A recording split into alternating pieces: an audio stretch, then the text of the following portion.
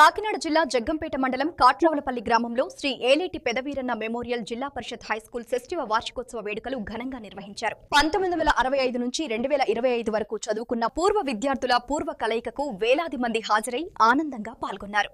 ఈ కార్యక్రమానికి Jaggampeta MLA, TTD board సభ్యులు జ్యోతుల నెహ్రూ ముఖ్య అతిథిగా హాజరయ్యారు.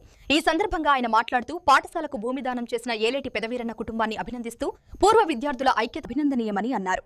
విద్యార్థుల సంఖ్య పెరిగితే ఇక్కడ ఇంటర్మీడియట్ కళాశాల ఏర్పాటు చేస్తానని హామీ ఇచ్చారు. ఇదే సందర్భంగా పూర్వ విద్యార్థులు 4 లక్షలతో పాఠశాలలో రక్షిత మంచినీటి పథకాన్ని ఏర్పాటు చేశారు. అందరినీ కలుసుకునేటటువంటి అదృష్టం కలిగినందుకు ఒక అదృష్టంగా భావిస్తూ మరి సభావేదిక సభాధ్యక్షులు రవి గారు, అప్పలరాజు గారు, అలాగే వేదికను అలంకరించిన పెద్దలందరూ, ఎవరిని మర్చిపోయినా మళ్ళీ ఇబ్బంది. నా ముందు ఉన్నటువంటి పూర్వపు విద్యార్థులు, ఉపాధ్యాయులు, చిరంజీవులు అందరికీ కూడా పేరు పేరున నా హృదయపూర్వకమైనటువంటి ధన్యవాదాలు తెలియజేసుకుంటూ సంక్రాంతి శుభాకాంక్షలు కూడా మనస్ఫూర్తిగా మీకు అందిస్తున్నాను. హిస్టారికల్ సన్నివేశం ఉన్నటువంటి హై స్కూల్ ఈ హై స్కూల్. ఎందుకంటే ఆ రోజుల్లో హై స్కూల్ రావడం అంటే చాలా ఇబ్బందిగా ఉండేది. దానికి ఒక 5 ఎకరాల పువ్వు ఉండాలి, దానికి మళ్ళీ కార్పొరేట్ ఫండ్ కట్టాలి, పిల్లలు ముందుగానే చూపెట్టాలి, ఇలా రకరకాల ఆంక్షలతో ఉండి ఒక హై స్కూల్ ఇవ్వాలి అనుకుంటే ఒక యజ్ఞం, మహాయజ్ఞం చేసినట్టే. ఆ సందర్భంలో కాట్రావులపల్లిలో ఇక్కడ హై స్కూల్ సాధించడం మనస్ఫూర్తిగా నాడు కృషి చేసినటువంటి పెద్దలందరికీ కూడా హృదయపూర్వకంగా నేను వారికి నా ప్రత్యేక ధన్యవాదాలు తెలియజేసుకుంటున్నా. వారు ఎక్కడున్నా వారి మనసు పరిపూర్ణంగా మనశ్శాంతి ఉండాలని కోరుకుంటూ, ముఖ్యంగా 5 ఎకరాల భూమిని, అందులో ఒక రైతు కుటుంబం, రైతు భూమి ఇవ్వడం అన్నది మాత్రం చాలా గొప్ప. అపేక్ష ఉంటుంది మనకి. ఎకరం ఉంటే ఇంకొక ఎకరం కావాలి, 100 ఎకరాలు ఉంటే ఇంకొక ఎకరం కలిస్తే సంతోషించేటటువంటి పరిస్థితి ఉండేటటువంటి రైతు స్వభావం. అటువంటి స్వాభావికం ఉన్నటువంటి రైతు 5 ఎకరాల భూమిని మరి ఏలేటి పెదవీరన్న గారు కుమారులందరూ కలిసి ఇవ్వడం అన్నది మాత్రం ఇది చాలా శ్లాఘించాల్సినటువంటి అవసరం. ఆ కుటుంబానికి ఎనలేనటువంటి జాగృతి.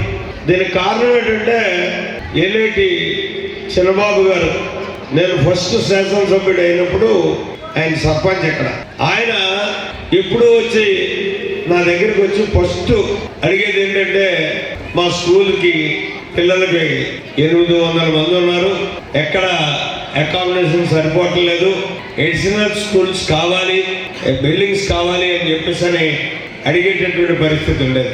నిజంగా ఆ రోజుల్లో కొంత ప్రభుత్వానికి కూడా ఆర్థిక ఇబ్బంది ఉండేది. రెండోది మేము వెళ్ళి అడగడానికి కూడా ఆ సింహాసనం మీద ఒక పెద్ద పూలు కూర్చొని ఉండేవాడు. ఆయన దగ్గరికి వెళ్ళడమే భయం. ఇక అడగడం వల్ల చూస్తే ఇంకా భయం.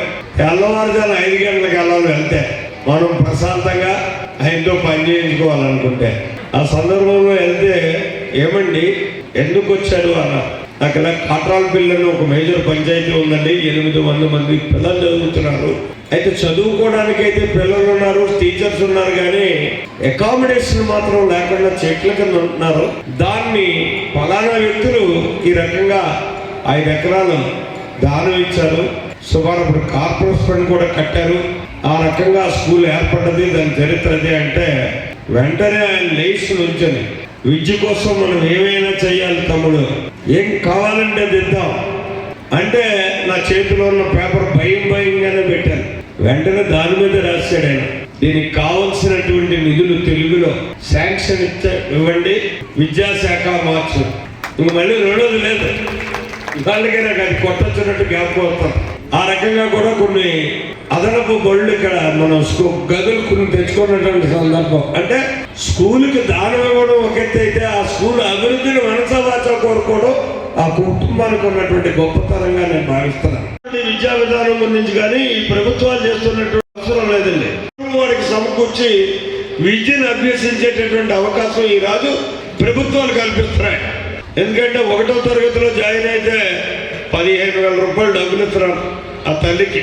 ఆ పిల్లలు సకల సౌకర్యాలు కల్పిస్తున్నారు, పుస్తకాలు ఇస్తున్నారు, బ్యాగ్ ఇస్తున్నారు, బట్టలు ఇస్తున్నారు, షూలు ఇస్తున్నారు.